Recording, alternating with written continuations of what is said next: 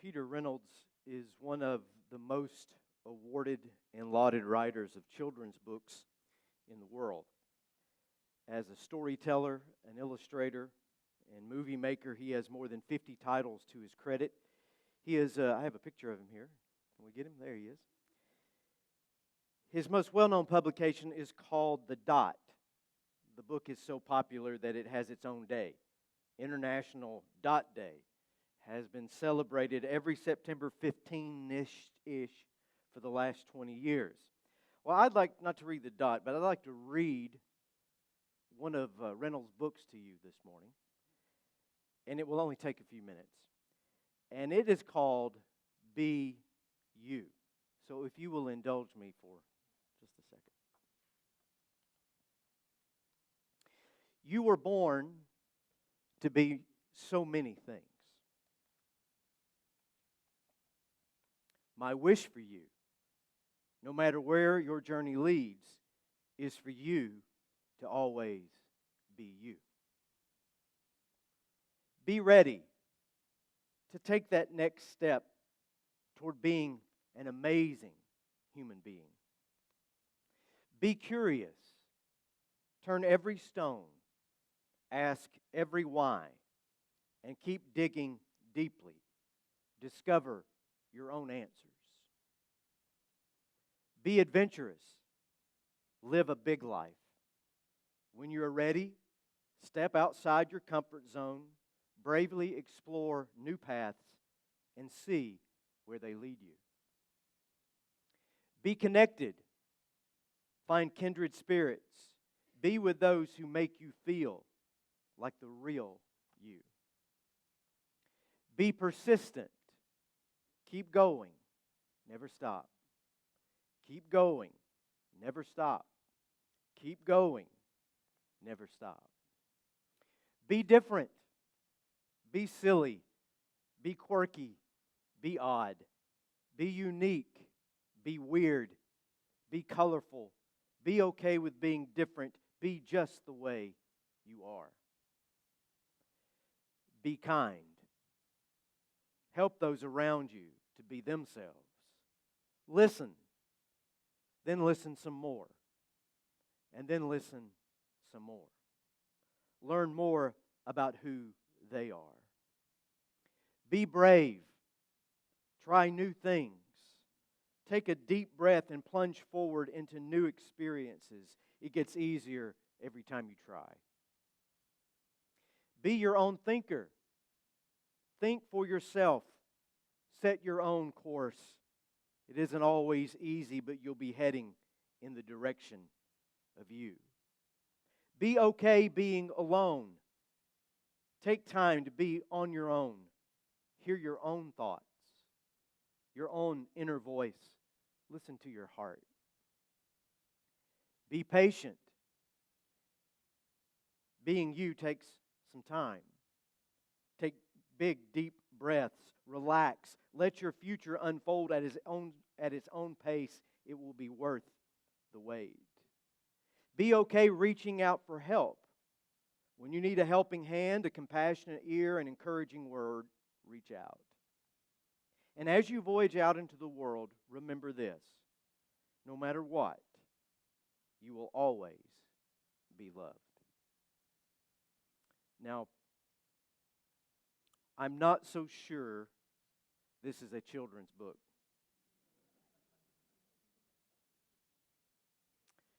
We who are adults stand in need of this tale more desperately than any collection of children. Because children have the advantage on us. They are way ahead of us. Jesus said as much. Intuitively, a child knows to be himself or herself, to be curious, to be adventurous. But as we grow older and we become sensitive to the culture around us, and we learn to pick up on the clues and the cues of approval and rejection, as our once open hearts and minds close under protective armor, we forget this. We misplace the courage to live the unique life God invites us to live. We lose touch with our own identity. So much so that when we are grown up, we don't even know who we are. And if you don't know who you are, stumbling around with emotional and spiritual amnesia, it's really difficult to live a life of true meaning and purpose. Peter Reynolds' book should be supplied to all adults as required reading. Be you. That's the challenge I talked about last Sunday from Psalm 38 and building on the work of Dr. James Hollis. I spoke about identity. Look deep within. Know thyself. Allow God to awaken your strength of soul. Do business with that false self, the life you are leading that maybe somebody else picked out for you that you did not pick for yourself. The life that you simply collapsed into because it was the path of least resistance. Take the risk and dig through all those layers of protection and charade, and deep inside of you, you just might find the most delightful stranger, someone you used to know, yourself. Your true self, that childlike, unique, courageous, beloved person waiting to enter the world. And I said last week in the words of Dr. James Hollis, you are irrevocably responsible for your own life. Step into the largeness of your journey. See that continuing to live a life that is not your own is a betrayal of your own soul. Or as Peter Reynolds put it, be you. It will take you every day you have left to live in this world to do this. And even in the end, you will be an incomplete work. None of us will arrive. We will all journey on. And I can't tell you where your life will take you. No one can. But I will attempt today to offer you a starting point. That starting point is where Reynolds' book, Be You, ends. You are loved. Now, those who have a profound sense of being loved,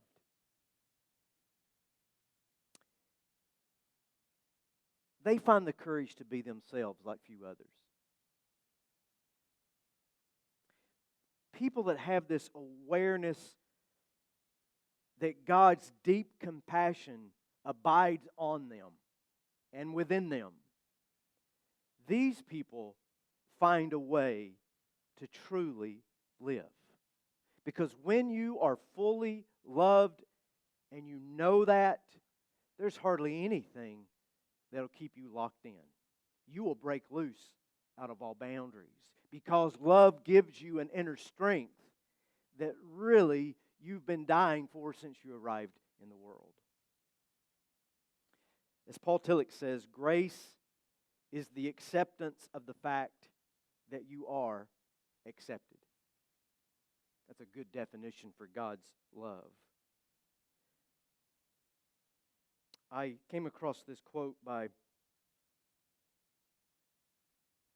James Hollis, and I sent it to my sister. Just bear with me, I'll tell you why.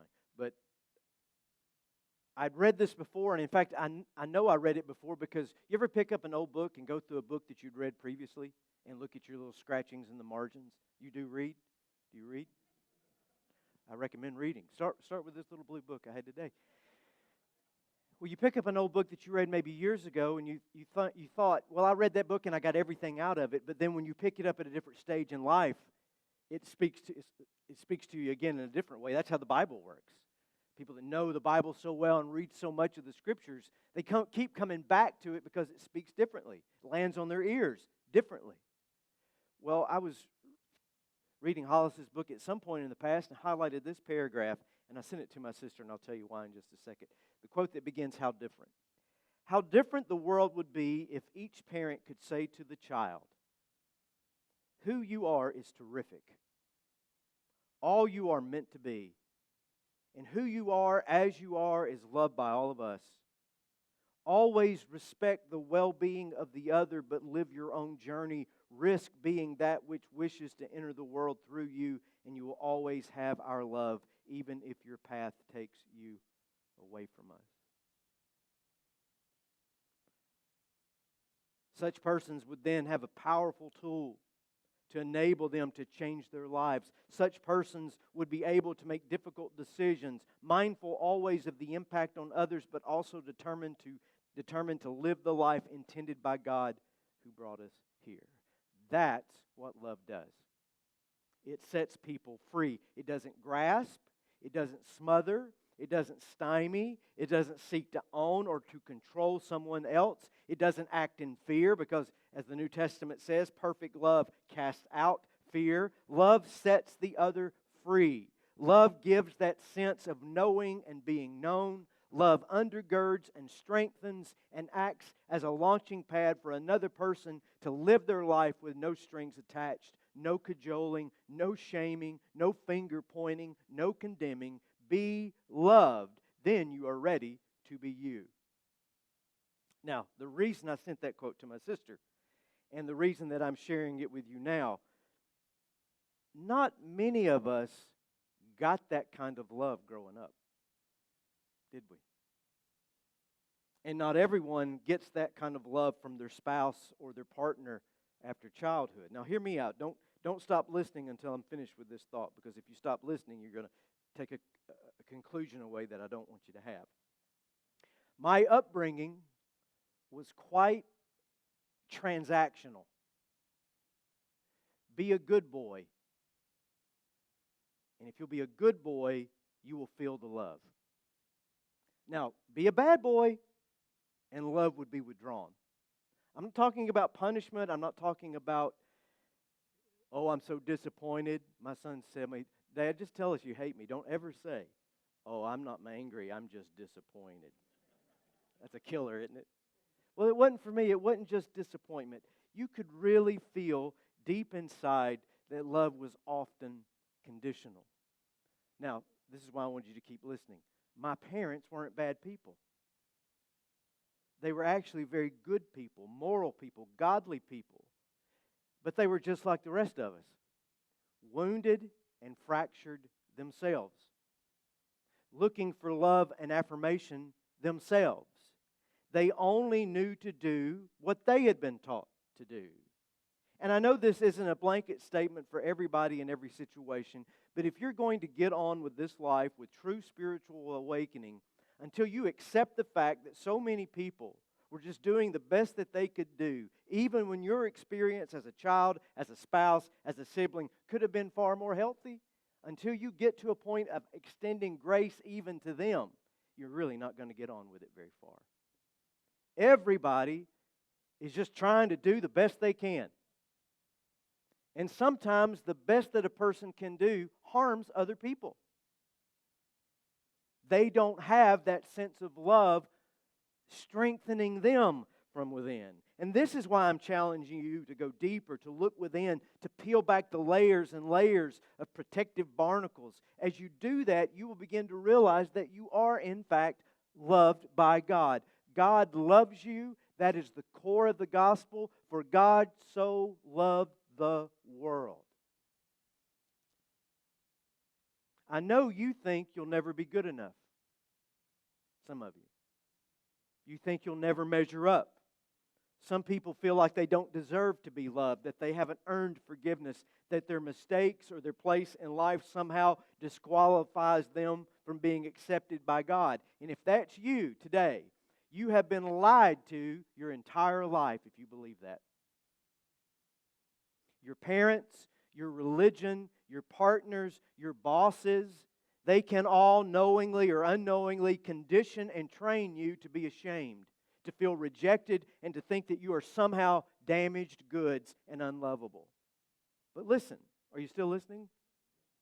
The people who do that to you are just like you. They're needy, they're fragile, they're defensive, and they're looking for you to satisfy their needs. That's why they can't help you. And we become slaves to the expectations of others, doing and saying things we don't mean, to hold on to approval that we don't need, wasting time and energy we don't have. And for what? The fleeting approval of someone who is just as fractured as we are. And if they pat you on the head, and 5 minutes later you'll be back on track trying to get another pat on the head. That's not love. Might be emotional blackmail, but it's not love. Might be a psychological transaction, but it's not love. Only love will do.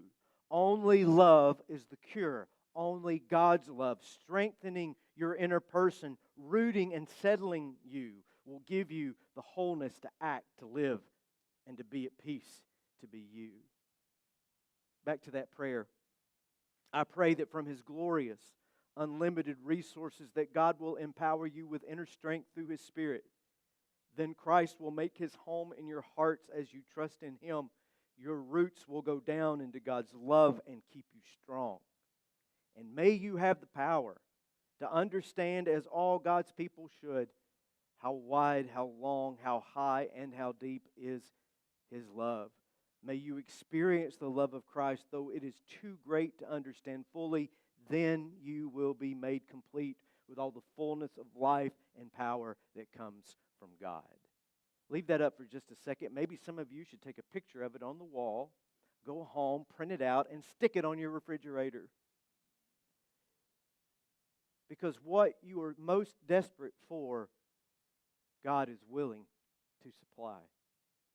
How do we open ourselves up to more of God's love, to be strengthened internally?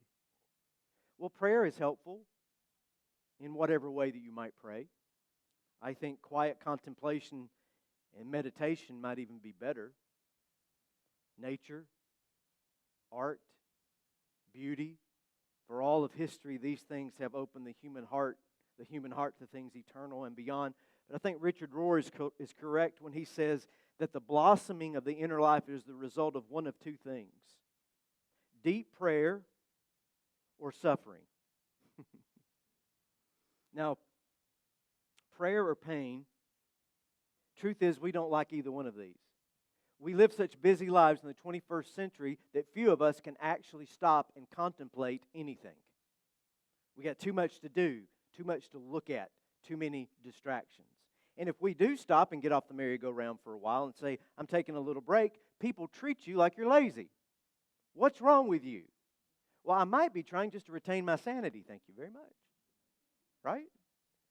But contemplation is hard. Prayer like that is hard.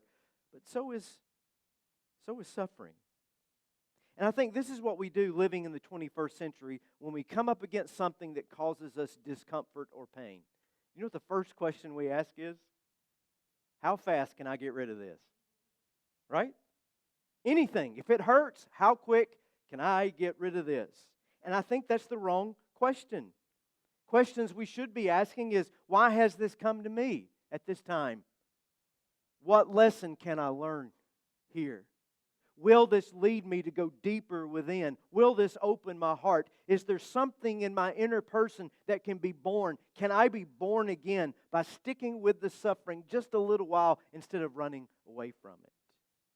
By avoiding anything that hurts or distresses us, we can't build the capacity to know more of God's love and to go stronger within. So don't be afraid of those things that interrupt your life, that get your attention, that make you stop. Powerlessness over a situation, loss of control, sickness, aging. No, you shouldn't sadistically go looking for heartache. Oh God, would you just please hurt me so that I can know your love better? That is ridiculous. I'm not saying that. I'm saying that life is hard enough on its own. And what you do and how you respond to those hardships determines whether or not you will run away or whether or not you will embrace and let the power of God show itself fresh and new within you. I started with a children's book. I'll finish with one. This one is not a contemporary book, but it's a classic written by Marjorie Williams, The Velveteen Rabbit. It's 100 years old now. A little boy receives this sweet little stuffed velvet rabbit as a Christmas gift. And the rabbit is 100 years before Woody and Buzz, very conscious that he is a toy. And the rabbit, maybe like Pinocchio, wants to be real.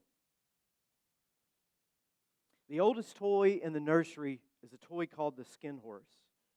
And by means of his long experience, he is able to tell the Velveteen Rabbit how toys can become real. It takes love, he says, and a lot of it. And the conversation goes like this. What is real? Does it mean having things that buzz inside of you and a stick-out handle? The Velveteen Rabbit asked the Skin Horse one day. The Skin Horse answered, real isn't how you are made. It's the thing that happens to you. When you are loved for a long, long time, not just to play with, but someone really loves you, then you become real. Does it hurt? Asked the Velveteen Rabbit. Sometimes, said the Skin Horse. But when you are real, you don't mind being hurt. It takes a long time. And this is why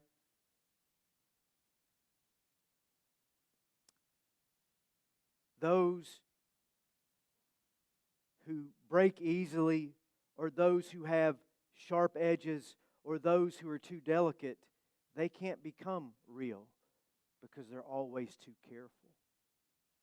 Generally, and I think I have this quote, generally by the time you are real, most of your hair has been loved off. Some of you are really loved. Your eyes drop out. You get loose in your joints and very shabby. But these things don't matter at all, because once you are real, you can't be ugly, except to people who don't understand. And once you're real, you can't become unreal again. It lasts forever. I'm not so sure that The Velveteen Rabbit is a children's book either. It doesn't matter if you are 6 or 60 or 106. You still have time. Time to be real. Time to accept all the love that God has to give. Time to dive deep within, not in self-absorbed, navel-gazing, narcissistic way, but in a way opposite of that, a way that is patient and kind with others and with yourself, a way that is never boastful or obnoxious or selfish, a way that is honest and true, a way that perseveres and persists, a way of simultaneous strength and gentleness. And we have a word for that in the English language. It is called simply love.